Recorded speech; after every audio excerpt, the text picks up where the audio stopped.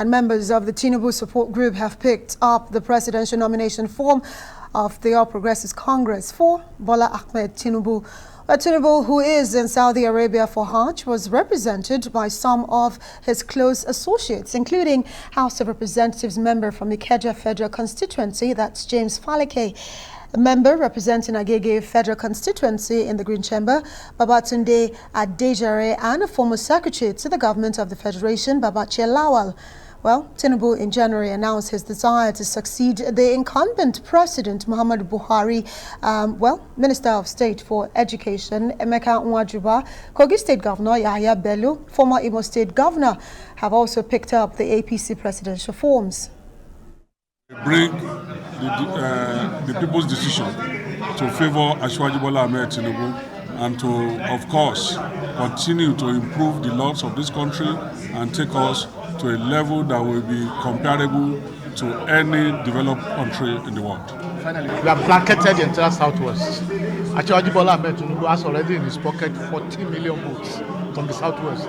But you know that Swagger has even moved beyond Southwest. We have moved to the South-South, to the Southeast, to the North-Central, to the Northwest. Everywhere in Nigeria, Swagger is there. On the Northeast, we are everywhere in Nigeria. And we are prepared for these primaries. And we are also prepared for the general elections.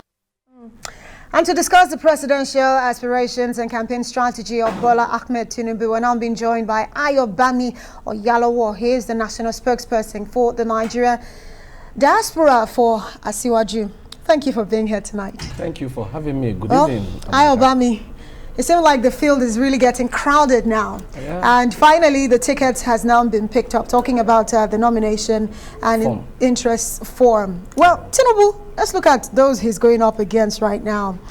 And the APC as it's looking, his chances really emerging as the flag bearer of the party. Tinubu's chances, that's Asiwaju, has the brightest of the chances to pick it up. He has been the front runner, and like his name implies, he leads while others follows.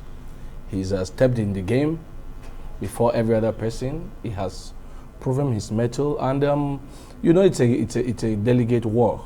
Whoever gets the most delegates gets the nomination. And we know that he has reached out to almost all the delegates before others even decided that they want to run. So we in the Tinubu movement, because there are a lot of organizations, have implicit faith in his ability to pick the ticket. And that is why you realize that he wasn't even in the country when his ticket was picked, and it was like a carnival when it was done. He's back now. He just came back from his lesser Hajj. We thank God for that.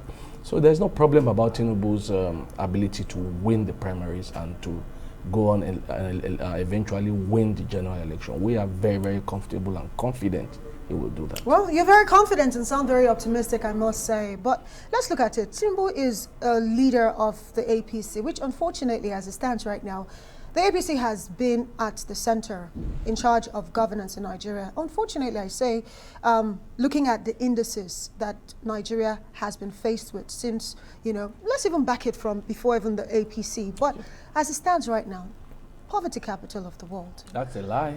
We are the capital. Well, the data, not. the data We is, well, if you have your counter data, we can have that conversation. But this is the reality on ground. And Nigerians, some would argue, are poorer than they used to be. But he is a leader of the APC that actually is at the helm of affairs that saw this country nosedive to the statistics that we have seen right now. So the question for you tonight is, how does he intend to change these indices, and what does he intend to do for the Nigerian person? Can I start with telling you that, you see, most of us try to pick statistics and throw it as if Nigeria is an island. You see, everybody continue to forget that we live in a global world where everything that happens somewhere else affects another person. Let me quickly tell you that we are an economy that is basically a petrol economy before the advent of President Muhammadu Buhari. We are running on the same trajectory with a country called Venezuela. I use them as the prime example. It's easy to say Nigerians are poorer than they were, but you forget that every other country on the same trajectory with us. Today, if people are actually living, they are just existing. Yes, there are challenges. You can't take that away. But honestly, we fared better than so many other countries. I keep asking this well, question. You can't compare us to Venezuela. Venezuela has a lot of sanctions imposed on them because of Maduro and all of the crisis there. So I just told really, you we're on the same trajectory well, with them. Yeah. We were on the same trajectory, yeah. Because, you see, until President Buhari came, and then we begin to diversify the economy towards agriculture. And I keep asking myself a question. If we were 100% importing the rice and other food that we eat in Nigeria before Buhari came, and we had the COVID and the international lockdown, how we will have survived at that period? See, we keep pretending that things that happen don't affect us. If we were not producing our food before the COVID lockdown, today, you and I will not even be sitting there in this studio. We will be somewhere scavenging to find what to eat. So it is clear that there are problems in the world, but I can tell you clearly that these problems were not created by this government. Rather, this government's policy has helped us to navigate these international stormy waters. So that is for me to be able to tell you that, yes, there are challenges. But honestly, these challenges were not created, but rather they are being confronted. If you remember when Buhari came in, oil price nosedived to as low as $25 per barrel.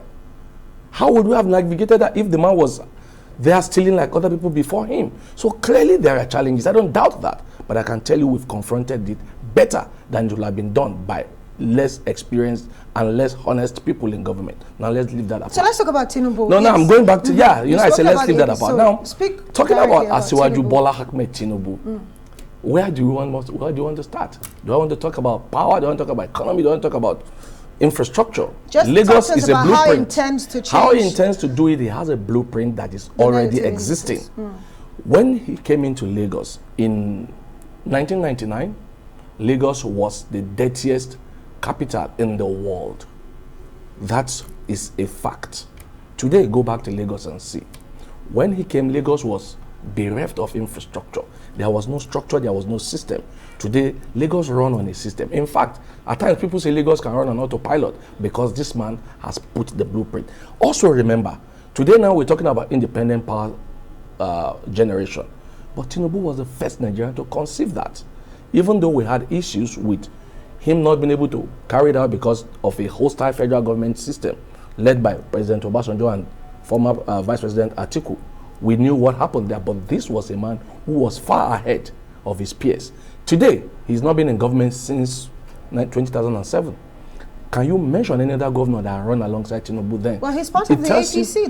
It tells you the man is more than just a man. He is a visionary. He leads while others follow. Tinubu has a blueprint that will work for Nigeria because this blueprint has been studied, has been used in a prototype in Lagos, and it can easily be expanded to the Nigerian system. And you know that there's been that question about his source of wealth, and looking at the APC and the 100 million naira, can you confirm to us, did he pay for his form himself? He was not even in the country. Well, how was he going to pay? A check can be signed prior. It's a direct question I'm asking. I am telling you that people paid for it. We all knew some other people have signed the check, paid for this form before the man even knew it. He was not in the country, he was praying somewhere else in Saudi Arabia. So it tells you that what the APC tried to do with this form stuff is to see if you have the international or the local acceptance where people will actually pay for your form. You don't have to pay if you really have people behind you.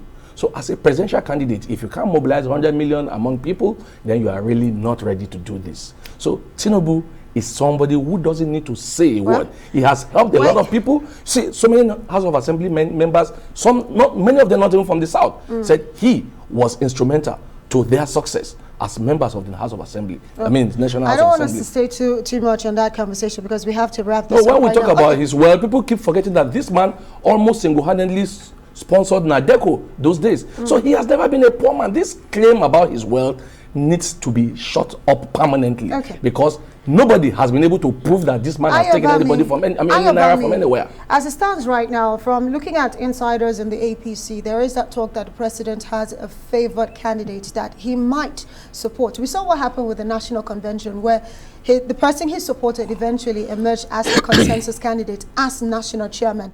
What if Tinubu is not that preferred candidate? But did you hear what the president said earlier? No, I'm answering the question. What if the president supports a person and that person is not Tinubu? What happens to people like you who I hope you realize that the Electoral Act clearly states that if you're going to have a consensus, every candidate must they have write to, yes, and accept it. If one person does not accept it, then you go to the field and vote. That is the law, but what I asked you is what happens if the and I tell you that prefers for us, else we are not other doing what than if your and preferred what candidate? not. No, we are following the rules. We don't care about the what if not. For us, it's that the Electoral Act states, and we are following it. I tell you that for us, it's about the game of candidates, I mean of delegates. So we are very, very comfortable with what is going to happen in the primaries. We're not worried about the ifs and the ifs not. All right.